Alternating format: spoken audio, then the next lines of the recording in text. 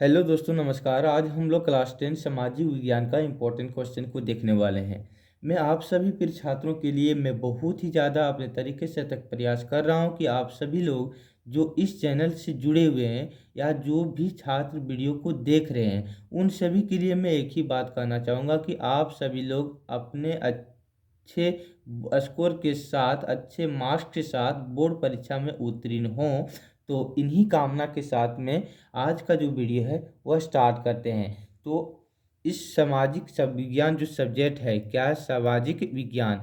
तो सामाजिक विज्ञान को में हमने जो क्वेश्चन को छाटा है वह 10 साल से पूछे जा रहे प्रीवियस ईयर क्वेश्चन को हमने छाटा है। ठीक है, कि बार बार क्वेश्चन को रिपीट हो रही है। और इसमें हमने पहले अतिलघु उत्तरीय को बताया है, फिर हमने बहुविकल्पीय को बताया है, उसके बाद फिर हमने दीर्घ उत्तरीय पर बताया है। ठीक है, तो जो भी क्वेश्चन हमने बताया है वह बोर्ड एग्जाम के लिए बहुत ही ज़्यादा उपयोगी साबित होने वाले, यानी क्वेश्चन को फिर जाना चाहिए। और 100% में 100% में हम नहीं कर सकते कि हमारा ही क्वेश्चन भेजेगा, लेकिन हमने प्रयास किया है। जो हमें लगा है कि नहीं, इस तरह से क्वेश्चन बार बार पूछा जा रहा है तो फिर भी इस बार भी दोहराने का चांस है, तो उस क्वेश्चन को हमने लेके आया है। तो सबसे पहले हम लोग देखेंगे अतिलघु उत्तरीय प्रश्न। तो सबसे पहले मैं आपको बता दूं कि इस वीडियो में हमने 500 लाइक का टारगेट रखा है। तो जल्द से जल्द यानी फटाफट आप लाइक कीजिए और अपने दोस्तों के साथ शेयर कीजिए वीडियो को, ताकि हमें भी मदद मिले कि हमें जो बात हमने जो बोला, जो बात हमने यहाँ से मुंह से खोला, वह बात हमारी रख ली आप लोगों ने। तो हमें 500 लाइक चाहिए, तो आप जल्दी से वीडियो को शेयर कर दीजिए। तो चलिए सबसे पहले सामाजिक विज्ञान का अतिलघु उत्तरीय के महत्वपूर्ण प्रश्न को देखते हैं। तो पहला क्वेश्चन आपके पास कि फ्रांस की क्रांति के दो परिणाम बताइए। तो आपको किस तरह से लिखना है। तो सबसे पहले देखिए उत्तर इसका क्या लिखना है कि फ्रांस की क्रांति के दो परिणाम निम्न हैं। पहला कि फ्रांसीसी क्रांति ने पुराने राजशाही आदेश पर सवाल उठाया और एक लोकप्रिय राष्ट्रवाद के विकास को प्रोत्साहित किया। अब दूसरा पॉइंट में लिखिएगा कि फ्रांसीसी क्रांति ने पितृभूमि नागरिक और फ्रांसीसी लोगों के बीच एक नया फ्रांसीसी ध्वज जैसा विचार दिया। इसने सभी नागरिक के लिए एक समान कानून के साथ केंद्रीकृत प्रशासनिक प्रणाली की शुरुआत की। तो अगर आप लोग नोट्स बनाना चाहते हैं तो वीडियो को पॉज कीजिए और कॉपी कलम को उठाइए और साथ ही साथ लिखते चलिए, जिससे आपको वीडियो देखने से सिर्फ आपको मतलब अच्छे स्कोर नहीं कर सकेंगे, आपको याद करना होगा, तो आपको लिखना ही पड़ेगा। तो आप लिखिए, ठीक है। और इसी तरह से दूसरा क्वेश्चन आपके पास कि यूरोप में राष्ट्रवाद के क्या कारण थे। तो इसका उत्तर होगा कि यूरोप में राष्ट्रवाद के उदय के कारण मध्य वर्ग का उदय तथा उदारवादी विचारधारा का प्रसार था। ठीक है, आपको बता दूं कि इसी तरह से आपको कोई भी टॉपिक या किसी भी सब्जेक्ट में दिक्कत होती है तो आप हमें कमेंट कीजिए वीडियो के नीचे। मैं उस पर विचार करके आपको उस टाइप का वीडियो जिस तरह से आप चाहते हैं उसको हम जरूर देंगे। ठीक है, अगला क्वेश्चन कि उदारवादी राष्ट्रवाद से आप क्या समझते हैं। और इसका उत्तर आपको इस तरह से लिखना है कि 19वीं शताब्दी के आरंभ में राष्ट्रीय एकता के विचार उदारवादी विचारधारा से अधिक जुड़े थे। उदारवाद व्यक्तियों के लिए स्वतंत्रता और कानून की समझ समानता प्रदान करना है, उन्हीं को उदारवादी राष्ट्रवाद कहते हैं। ठीक है, तो आपको समझ में आ गया होगा। आप अपने तरीके से अगर लिखना चाहते हैं तो लिख सकते हैं, हमें जो अच्छा लगा वो इसी को हमने लिखा है। ठीक है, अगला क्वेश्चन आपके पास कि इटली के एकीकरण में प्रसिद्ध व्यक्तियों के नाम बतावें। ठीक है, यह क्वेश्चन आपके लिए बहुत ज़्यादा उपयोगी नहीं है, लेकिन फिर भी आपको याद कर लेना चाहिए कि इटली के एकीकरण में प्रसिद्ध व्यक्ति थे, कौन कौन थे। एक ज्यूसेप्पे मैज़िनी, दूसरा काउंट कैमिलो दी काउर और तीसरा ज्यूसेप्पे गैरिबाल्डी। ठीक है, तो इसमें जो इंपॉर्टेंट क्वेश्चन है मैं आपको बता दूं कि उदारवादी राष्ट्रवाद से आप क्या समझते हैं। एक क्वेश्चन को आप याद कर लीजिए, दूसरा क्वेश्चन आप याद कर लीजिए कि फ्रांस की क्रांति के दो परिणाम बताइए। ठीक है, उसके बाद आप याद करना चाहें तो यूरोप में राष्ट्रवाद से के क्या कारण थे, इसको भी आप याद कर सकते हैं। तो इसी तरह से अगला क्वेश्चन देखिए, अतिलघु उत्तरीय में क्या क्वेश्चन आपके पास है कि पांचवा क्वेश्चन आपके पास कि जर्मन का एकीकरण कब और कैसे हुआ।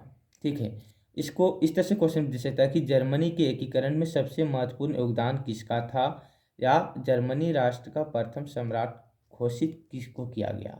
ठीक है, यह क्वेश्चन आपको बोर्ड एग्जाम के लिए बहुत ही ज़्यादा यूजफुल साबित हो सकता है। तो इसका आंसर देखिए कि क्या आपको लिखना है और किस तरीके से लिखना है। इसका उत्तर लिख सकिएगा कि 1848 ईस्वी में जर्मन संप्रदाय के विभिन्न क्षेत्रों को मिलाकर निर्वाचित संसद द्वारा नियंत्रित राष्ट्र राज्य बनाने का प्रयास किया गया था। परसा ने राष्ट्रीय एकीकृत आंदोलन का नेतृत्व किया। परसा के मुख्यमंत्री कौन थे? ऑटो वन बिस्मार्क को इस प्रक्रिया का जनक माना जाता है।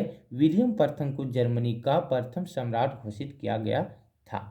ठीक है, आप इस तरह से इस क्वेश्चन को लिखिएगा। छठा क्वेश्चन आपके पास इसी तरह से कि गांधी जी द्वारा चलाए गए किन्हीं दो आंदोलनों के नाम लिखिए।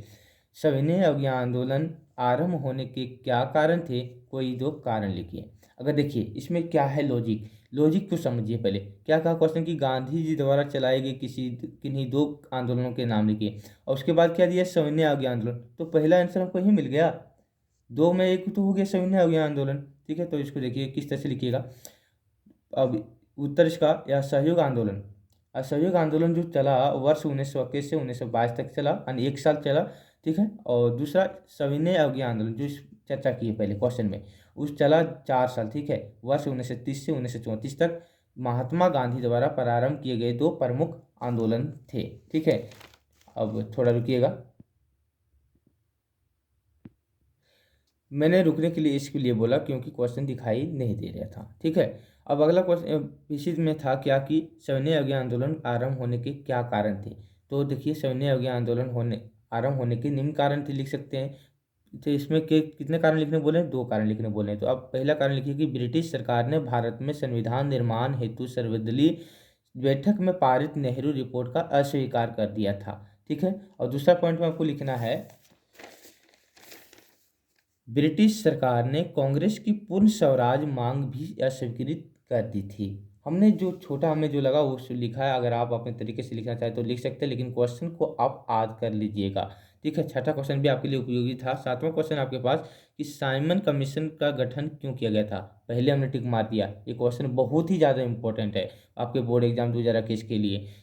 तो इसका आंसर होगा कि साइमन कमीशन जॉन साइमन के अंतर्गत गठित किया गया था। इसका उद्देश्य भारत में संवैधानिक व्यवस्था के कार्यों की समीक्षा करना और सुझाव देना था। तो आपको साइमन कमीशन समझ में आ गया होगा।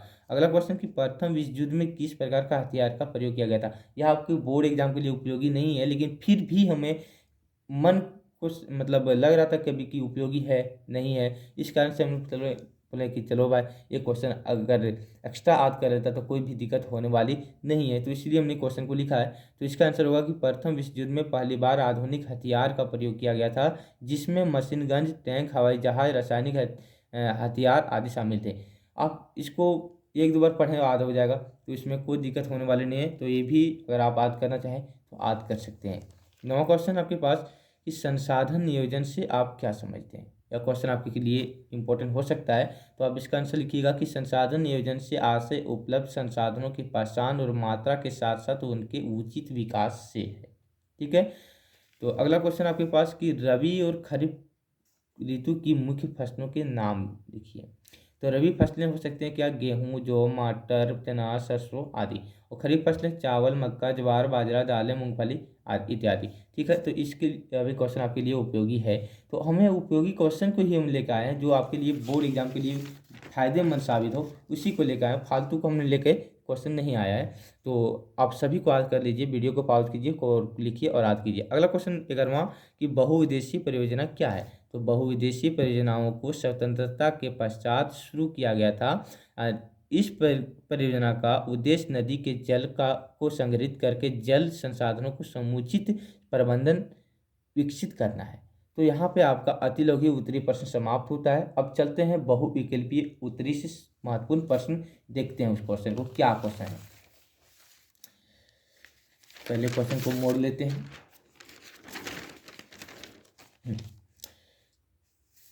बहुविकल्पीय प्रश्न, तो बहुविकल्पीय प्रश्न में आप देखिए क्या पहला क्वेश्चन कि राष्ट्रवाद का प्रारंभ जिस देश से हुआ वह देश का नाम क्या था? तो आपके पास option A Germany, B Italy, C France, D England. तो इसका आंसर जो होगा वह फ्रांस होगा, सी। ठीक है। दूसरा आपके पास कि नेपोलियन का संबंध किस देश से था। आपके पास option A Germany, B Italy, C France, D England. तो आपका हो जाएगा सी फ्रांस। आपको बता दूं कि आपको किसी भी टॉपिक में दिक्कत नहीं होने वाली है। से अगर आप छुपा के रखते हैं कि हमें इसमें दिक्कत है और हमें नहीं बताते हैं, तो आपको दिक्कत के सामना तो आपको ही करना है। अगर आप बेझिझक हमें कमेंट करते हैं वीडियो के नीचे, आपको जिसमें भी दिक्कत है, तो आपको दिक्कत मैं होने नहीं दूंगा। ठीक है। तो अगला क्वेश्चन कि नेपोलियन ने नागरिक संहिता को कब लागू किया था। आपके पास ऑप्शन ए 1804 ईस्वी, बी 1815 ईस्वी, सी 1829 ईस्वी, डी 1841 ईस्वी। तो इसका आंसर जो होगा वह 1804 में नेपोलियन ने नागरिक संहिता को लागू किया था। ठीक है। अगला कि फ्रांस में गणतंत्र की घोषणा कब हुई। 1815 ईस्वी में, 1830 ईस्वी में, 1848 ईस्वी में, 1871 ईस्वी में। तो फ्रांस में जो गणतंत्र की घोषणा हुई वह 1815 ईस्वी में हुई। एक दो बार पढ़ी, याद हो जाएगा। अगला क्वेश्चन कि जर्मन के एकीकरण में मुख्य भूमिका किसकी थी। ए जोसेफी मित्सनी, बी ऑटो वन बिस्मार्क, सी नेपोलियन, डी इनमें से कोई नहीं। तो जो जर्मन के एकीकरण की मुख्य भूमिका थी, जिसमें वह बी ऑप्शन हो जाएगा ऑटो वन बिस्मार्क की। ठीक है। यहाँ तो आपका बहुविकल्पीय प्रश्न समाप्त होता है। अब चलते हैं दीर्घ उत्तरीय प्रश्न में। ठीक है। हमने 20 नंबर का क्वेश्चन आज हम टारगेट लेके आया था कि 20 नंबर का क्वेश्चन आज हम कंप्लीट करा देंगे। तो आज आप इतना क्वेश्चन को कर लेते हैं तो आपका 20 नंबर बहुत ही आसानी से आप उठा लीजिएगा, जितना क्वेश्चन हमने बताया है। तो 6 मार्क्स का क्वेश्चन आपके पास दीर्घ उत्तरीय प्रश्न बहुत ही ज़्यादा इंपॉर्टेंट फायदेमंद साबित होगा। तो इसमें आपको बता दूं कि हमने इसको आंसर नहीं लिखा है, सिर्फ हमने क्वेश्चन को लिखा है। क्योंकि अगर आंसर लिखते हैं तो बहुत ही ज़्यादा, जानते हैं कि दीर्घ उत्तरीय प्रश्न है तो 1-2 पेज लगभग भर जाता है। तो उतना क्वेश्चन को पढ़ने का भी टाइम नहीं है मेरे पास। अगर आपको इस क्वेश्चन को मैं सिर्फ आपको बता देता हूँ, अगर आपको नहीं आंसर ढूंढ पाते हैं तो आप हमें कमेंट कीजिएगा या हमें डायरेक्ट कांटेक्ट कीजिएगा। मेरा कांटेक्ट नंबर है 6205355607। आप इसमें कमेंट की कॉल करके या व्हाट्सएप के माध्यम से चैट करके आप क्वेश्चन को भेजिए, मैं उसका आंसर खोज के आपको दूंगा। ठीक है। तो पहला क्वेश्चन आपके पास कि सार्क से आप क्या समझते हैं, इसके प्रमुख उद्देश्यों का वर्णन कीजिए। ठीक है। दूसरा, भारत में राष्ट्रपति का निर्वाचन पद्धति का नाम लिखिए और उनके प्रमुख कार्यों की विवेचना कीजिए। तीसरा, कि आर्य समाज की स्थापना किसने की थी, उनके मुख्य सिद्धांतों व कार्य का वर्णन कीजिए। चौथा, भारत के नागरिकों के मौलिक अधिकारों तथा राज्य की नीति निर्देशक तथ्यों में अंतर स्पष्ट कीजिए। पांचवा, भारत की जलवायु को प्रभावित करने वाली किन्हीं दो भौगोलिक कारकों की व्याख्या कीजिए। छठा, भारत की प्राकृतिक भागों में विभक्त कीजिए तथा उनमें से किसी एक की स्थिति, धरातल तथा मानव जीवन का वर्णन कीजिए। सातवां, कि निम्नलिखित का संक्षिप्त विवरण दीजिए। जमींदारी उन्मूलन, चकबंदी। ठीक है। आठवां, कि भारत में औद्योगिक उत्पादकता बढ़ाने के लिए 6 सुझाव दीजिए। तो यहाँ से आपका सामाजिक विज्ञान का जो क्वेश्चन था वो हमने उसमें 20 नंबर का हमने कंप्लीट कर दिया है। आप अगर इतना क्वेश्चन को कर लेते हैं तो आपका 20 नंबर यहाँ से आना तय है। और अगले वीडियो में हम मिलेंगे किसी नए टॉपिक के साथ। अगर आप हमें नीचे कमेंट करते हैं किसी टॉपिक में दिक्कत है तो उन्हीं टॉपिक को मैं लेकर आऊँगा। कोई आप किसी सब्जेक्ट को दिक्कत है तो उसको लेकर आएंगे, नहीं तो अपने मनपसंद से जो भी हमें अच्छा लगे मैं आपके के लिए, आपकी भलाई के लिए मैं ज़रूर लेके आऊँगा। तो तब तक के लिए बाय, थैंक यू।